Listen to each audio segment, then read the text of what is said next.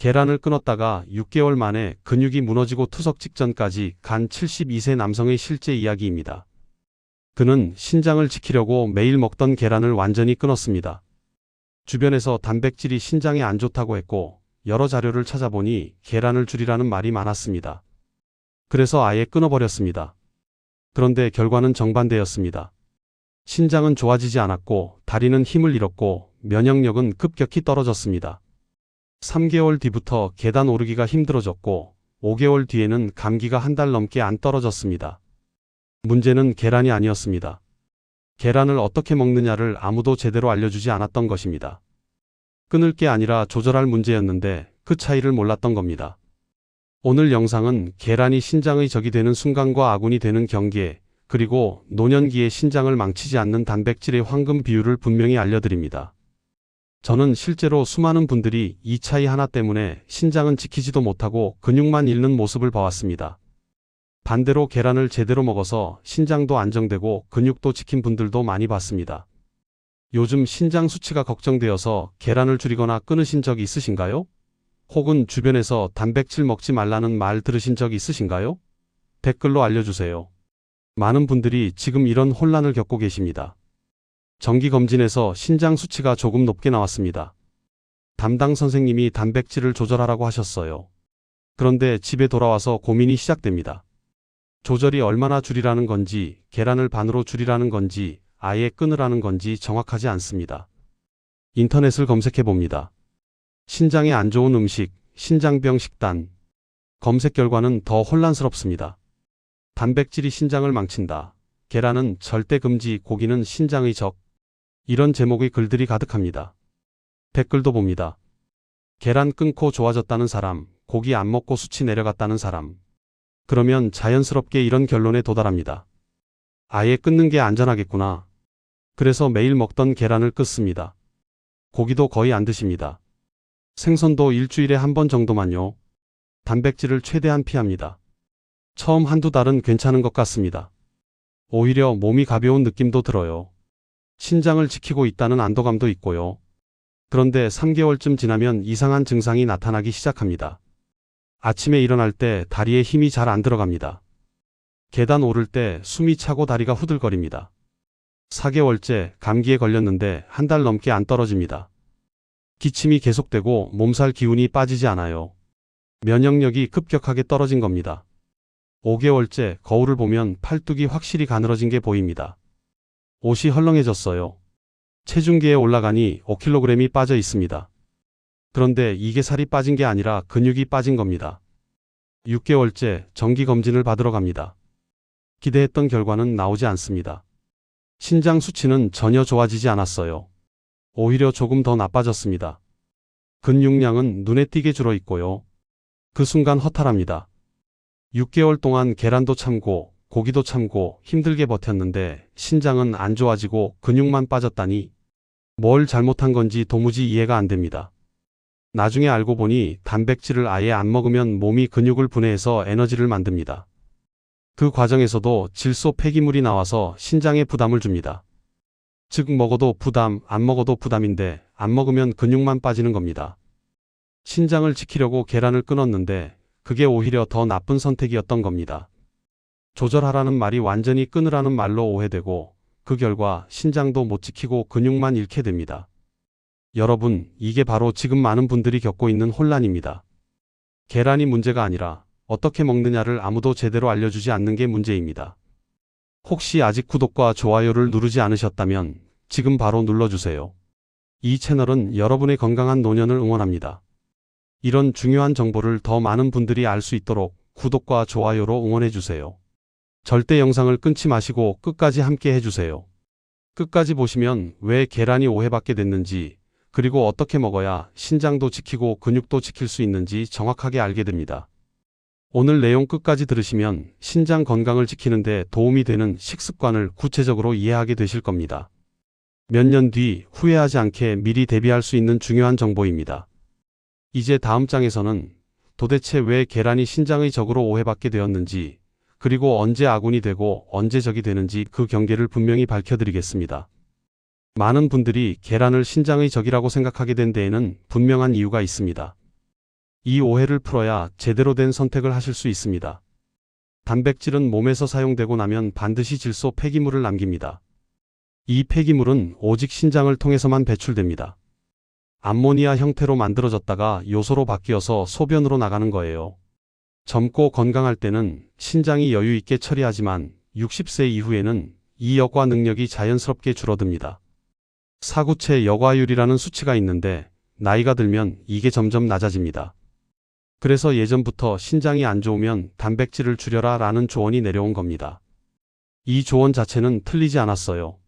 문제는 여기서 많은 분들이 한 단계를 건너뛰었다는 것입니다. 조절하라는 말이 어느 순간 완전히 끊어라로 바뀌어 버렸습니다. 줄이는 것과 끊는 것은 완전히 다른 이야기인데 불안한 마음에 아예 안 먹는 쪽을 선택하신 겁니다. 하지만 단백질을 끊으면 몸은 가만히 있지 않습니다. 에너지가 부족해지면 몸은 가장 먼저 근육을 분해합니다. 우리 몸은 생존을 위해 에너지가 필요한데 음식으로 안 들어오면 자기 몸을 쓰는 거예요. 그리고 아이러니하게도 이 과정에서도 똑같이 질소 폐기물이 생깁니다. 근육이 분해되면 아미노산이 나오고 이게 에너지로 쓰이면서 또 질소 폐기물을 만듭니다. 즉, 단백질을 먹어도 부담, 안 먹어도 부담인 상황이 되는 겁니다. 그런데 먹으면 근육이 유지되고 안 먹으면 근육이 빠집니다. 같은 부담이라면 근육을 지키는 쪽이 훨씬 낫습니다. 68세 박영수님은 6개월간 계란을 끊었는데 신장 수치는 그대로였고 근육만 5kg 빠졌습니다. 계란을 다시 드시되 양을 조절하니까 근육이 다시 붙기 시작했고 신장 수치도 안정됐습니다. 그래서 중요한 건 계란을 먹느냐 안 먹느냐가 아닙니다. 누가 언제 얼마나 어떻게 먹느냐입니다. 이 차이를 모르면 계란은 적이 되지만 이 차이를 알면 계란은 가장 안전하고 흡수율 좋은 단백질 공급원이 됩니다. 이제 계란이 아군이 되는 사람과 적이 되는 사람의 경계를 정확히 알려드리겠습니다. 신장 기능을 나타내는 지표 중 하나가 사구체 여과율이라는 수치입니다. 이 수치가 비교적 유지되고 있는 가벼운 감소 단계라면 계란은 오히려 근육과 면역을 지켜주는 든든한 아군이 됩니다. 사구체 여과율이 60 이상이면 아직 여유가 있는 상태입니다. 이 단계에서는 계란을 하루 1개 정도 드셔도 전혀 문제 없습니다. 오히려 근육 유지에 꼭 필요합니다. 하지만 기능이 더 떨어진 상태에서 양 조절 없이 노른자까지 매일 그대로 먹는다면 이야기는 달라집니다. 계란 속 인이라는 미네랄이 신장에 부담이 될 수 있기 때문입니다. 이는 뼈 건강에 필요한 미네랄이지만 신장 기능이 떨어진 상태에서 과하게 들어오면 혈액에 쌓입니다.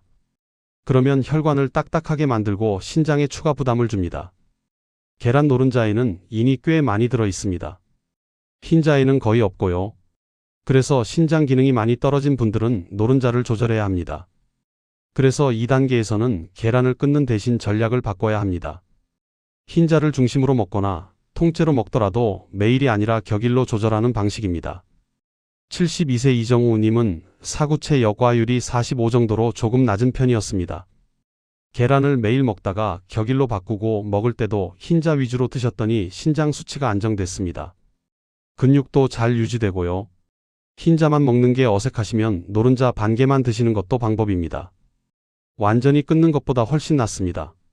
노른자에는 비타민어, D, E 같은 영양소도 많거든요. 아예 안 먹을 필요는 없어요. 정리하면 이렇습니다. 신장 기능이 비교적 유지되고 있으면 계란은 아군입니다. 하루 1개 정도는 전혀 문제 없어요. 기능이 많이 떨어졌으면 흰자 위주로 먹거나 격일로 조절하면 됩니다. 아예 끊을 필요는 없습니다. 조절하면 됩니다. 이 차이가 정말 중요합니다. 여러분은 자신의 신장 수치를 확인해 보신 적 있으신가요? 사구체 여과율이 얼마인지 아시나요? 한번 체크해 보시면 계란을 어떻게 먹을지 판단하기 훨씬 쉬워집니다. 여기서 가장 중요한 원칙 하나를 꼭 기억하셔야 합니다. 하나 먹고 하나 중화한다는 원칙입니다. 이게 신장을 지키는 핵심입니다. 계란처럼 동물성 단백질을 먹을 때는 반드시 식물성 단백질을 함께 가져가야 합니다. 두부, 콩, 된장 같은 식물성 단백질은 신장의 혈류를 부드럽게 하고 여과 부담을 줄이는 방향으로 작용합니다. 왜 그럴까요? 동물성 단백질은 산성을 띱니다. 몸에 들어오면 산도가 올라가요.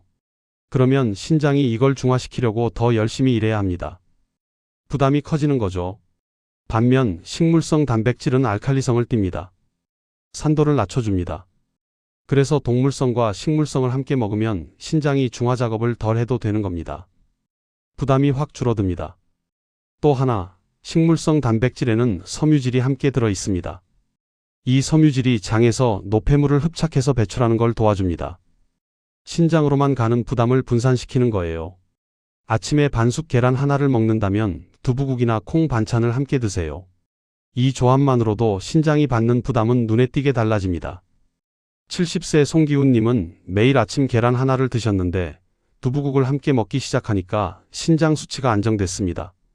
계란만 먹을 때는 수치가 조금씩 올라갔는데 두부를 더하니까 더 이상 안 올라갔어요. 구체적으로 어떻게 조합하면 될까요? 간단합니다. 아침에 계란 하나를 드신다면 두부 반모나 된장국 한 그릇을 함께 드세요. 점심에 생선을 드신다면 콩나물이나 콩 반찬을 곁들이시면 됩니다. 저녁에 닭가슴살을 드신다면 두부 샐러드를 함께 드시고요. 비율은 대략 1대1 정도면 좋습니다. 동물성 단백질 한 덩어리 먹으면 식물성 단백질도 비슷한 양 먹는 거예요. 정확하게 재실 필요는 없고 눈으로 보기에 비슷하면 됩니다. 또 하나, 본인 체중에 맞는 단백질 총량을 아는 것이 중요합니다. 많이 먹는다고 좋은 게 아니고 적게 먹는다고 좋은 게 아닙니다. 딱 맞게 먹는 게 중요합니다. 대부분의 노년층에서는 체중 1kg당 약 0.8g 전후가 안전한 기준으로 이야기됩니다. 신장 기능이 많이 떨어진 경우는 조금 더 줄일 수도 있지만 0.6g 아래로는 내려가지 않는 게 좋습니다. 예를 들어 체중이 60kg이면 하루 단백질은 약 48g 정도가 적당합니다.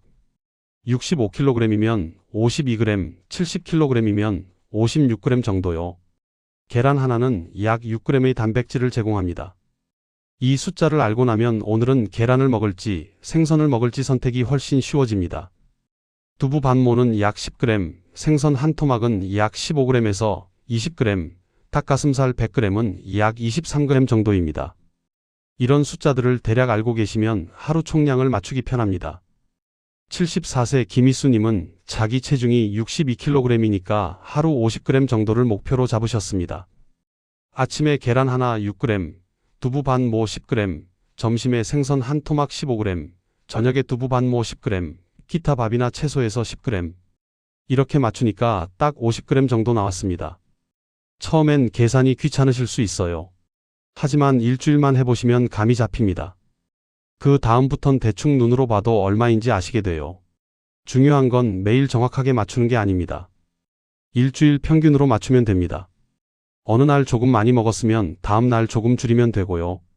너무 스트레스 받지 마세요. 또 하나 팁을 드리면 단백질을 한 끼에 몰아서 먹지 마시고 세 끼에 나눠 드세요. 한 끼에 30g 먹는 것보다 세 끼에 10g씩 나눠 먹는 게 신장 부담이 훨씬 적습니다. 신장은 갑자기 많이 들어오는 걸 힘들어합니다. 꾸준히 조금씩 들어오는 건 잘 처리해요. 그래서 나눠 먹는 게 중요합니다. 물도 중요합니다. 단백질을 먹으면 물을 충분히 드셔야 합니다. 하루 1.5리터에서 2리터 정도는 드시는 게 좋아요. 물이 부족하면 노폐물이 잘 안 빠져나갑니다. 다만 신장 기능이 많이 떨어져서 소변량이 줄어든 분들은 물을 과하게 드시면 안 됩니다. 이런 경우는 전문가와 상담해서 물 섭취량을 정하셔야 합니다. 여러분은 하루에 단백질을 얼마나 드시는지 계산해 보신 적 있으신가요?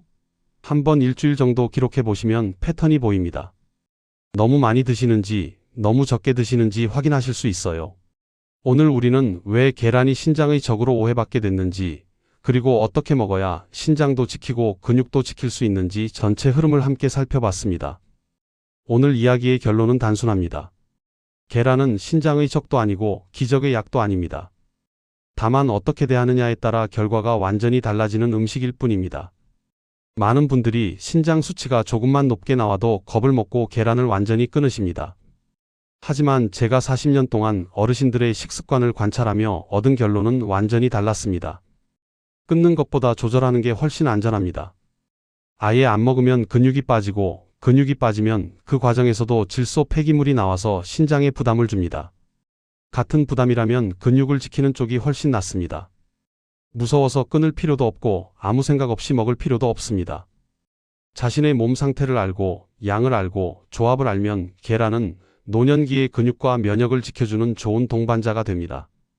제가 만났던 여러 어르신들 이야기를 해드릴게요.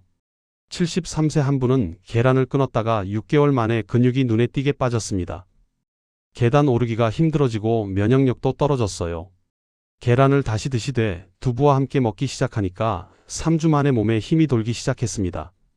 또 다른 분은 매일 계란 2개씩 먹다가 신장 수치가 올라갔습니다. 완전히 끊는 대신 하루 1개로 줄이고 흰자 위주로 드셨더니 수치가 안정됐어요. 근육도 잘 유지되고요. 핵심은 하나 먹고 하나 중화한다는 원칙입니다.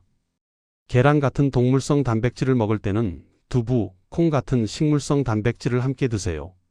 이 조합만으로도 신장 부담이 확 줄어듭니다.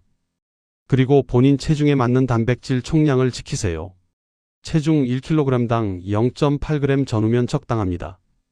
계란 하나가 약 6g이니까 이 숫자를 알고 나면 하루 계획 짜기가 훨씬 쉬워집니다.